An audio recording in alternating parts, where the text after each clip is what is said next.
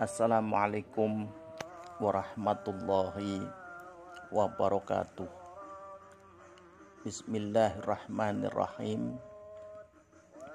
Tidak banyak yang tahu bahwa ternyata Abah Guru Sekumpul atau Kiai Haji Muhammad Zaini bin Abdul Ghani telah memikirkan bahwa hanya Kaltim yang cocok menjadi ibu kota Indonesia. Menurut Abah Guru Sekumpul, bila Kaltim menjadi ibu kota Indonesia, maka Indonesia akan maju.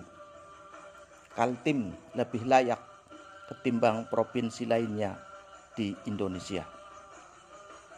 Kalau Indonesia ingin maju, ibu kota pindah ke Kaltim.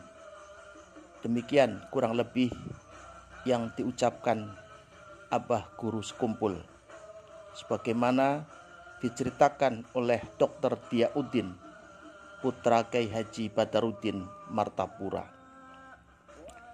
Abah Guru Sekumpul mengatakan itu ketika saya masih menjadi mahasiswa dan bersilaturahim bersama dua teman mahasiswa lainnya ke Abah Guru Sekumpul. Saat itu kami diajak masuk ke kamar beliau, cerita dokter yang juga kepala dinas kesehatan Kabupaten Banjar ini. Nah, salah satu yang dibicarakan beliau adalah tentang Kaltim sebagai ibu kota Indonesia.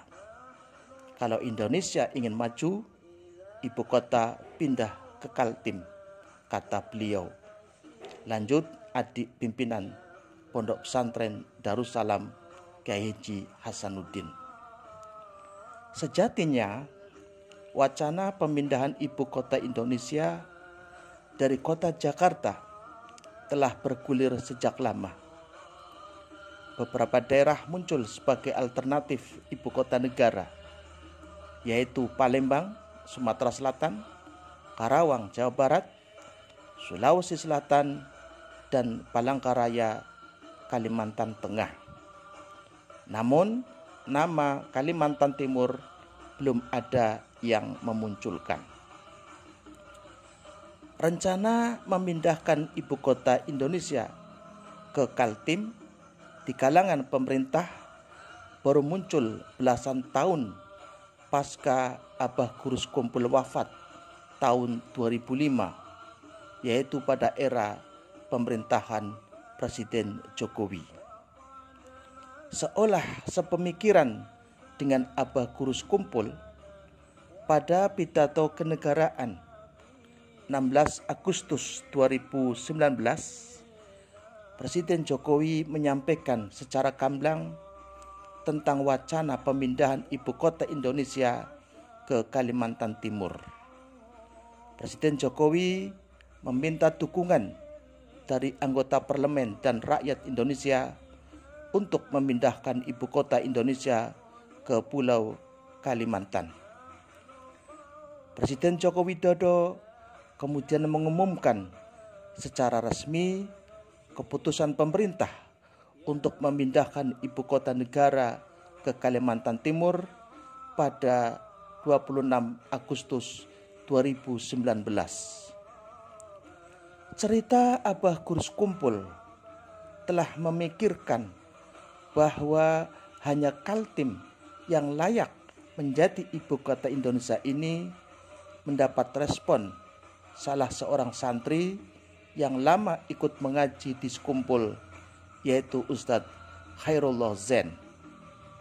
Beliau mengatakan, seorang wali Allah punya kemampuan visual dan nalar yang berbeda dengan orang awam, karena mereka berpikir menggunakan akal robbani sehingga mampu membaca yang belum terbaca oleh orang awam, kata Khairuzen.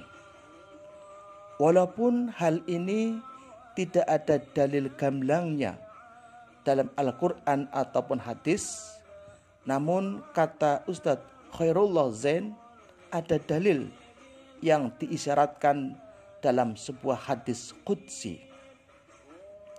Dalam sebuah hadis qudsi, Allah Subhanahu wa ta'ala menyatakan bahwa jika Allah telah mencintai seorang hamba, maka dia menjadi pendengaran yang hamba tersebut mendengar dengannya.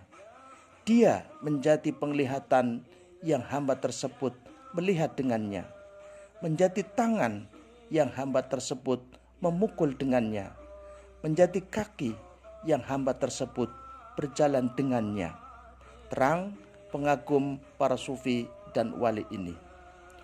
Seorang kekasih Allah atau wali Allah bukan hanya panca indera saja yang diambil alih oleh Allah, tapi juga indera yang keenam, yaitu akalnya. Bahkan ini yang utama lanjutnya. Kemampuan berpikir dan bernalar dengan akal robbani inilah yang kadang membuat orang awam susah memahami jalan pikiran para wali Allah. Sebab tidak jarang berbeda dengan logika orang awam. Para wali Allah telah melihat apa yang tidak mampu dilihat oleh orang awam dan menalar apa yang tidak mampu dinalar orang awam. Mereka tidak hanya mengalami kasyaf hissi atau indrawi, tapi juga kasyaf maknawi pungkasnya.